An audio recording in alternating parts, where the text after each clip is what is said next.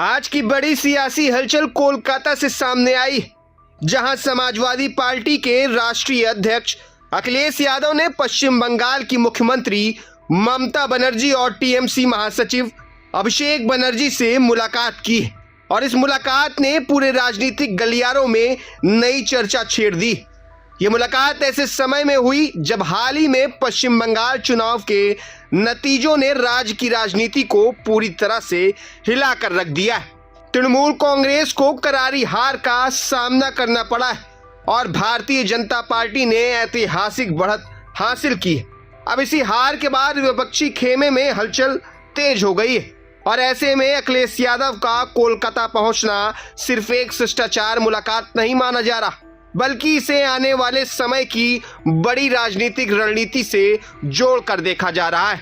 सूत्रों और पार्टी के आधिकारिक बयान के अनुसार अखिलेश यादव ने ममता बनर्जी और अभिषेक बनर्जी से अलग अलग और सामूहिक रूप से बातचीत की, जिसमें मौजूदा राजनीतिक हालात, विपक्ष की भूमिका और आने वाले समय में भाजपा के खिलाफ रणनीति पर चर्चा हुई। मुलाकात के बाद अखिलेश यादव का बयान भी काफी चर्चा में है। उन्होंने साफ तौर पर कहा कि भाजपा की आंखों में ममता बनर्जी इसलिए खटकती हैं क्योंकि वह आधी आबादी यानी महिलाओं का प्रतिनिधित्व करती हैं और भाजपा की सोच को उन्होंने सामंती और पुरुषवादी मानसिकता वाला बताया है। इसके साथ ही अखिलेश यादव ने चुनावी प्रक्रिया और संस्थाओं पर भी बड़े सवाल उठाए। उन्होंने कहा कि जिन संस्थाओं का काम निष्पक्ष चुनाव कराना था, उन्होंने अपनी विश्वसनीयता खो दी और यही आज की सबसे बड़ी चिंता है।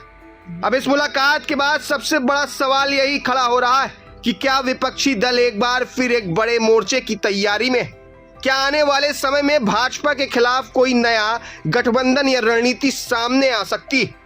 राजनीतिक जानकारों का मानना है कि यह मुलाकात सिर्फ एक औपचारिक भेंट नहीं है, बल्कि इसके पीछे आने वाले चुनावों की बड़ी सियासी तैयारी भी छिपी हो सकती है। वहीं दूसरी तरफ सत्ता पक्ष इस मुलाकात को विपक्षी दलों की हार के बाद ही हताशा और रणनीतिक बैठक के तौर पर देख रहा है। कुल मिलाकर कोलकाता की यह मुलाकात आने वाले दिनों में भारतीय राजनीति में कई नए समीकरणों की शुरुआत कर सकती है और अब सबकी नजरें इस बात पर टिकी है कि विपक्ष इस मुलाकात को किस बड़े फैसले में बदलता है। प्रभातखबर.com, विश्वास वही, रफ्तार नहीं।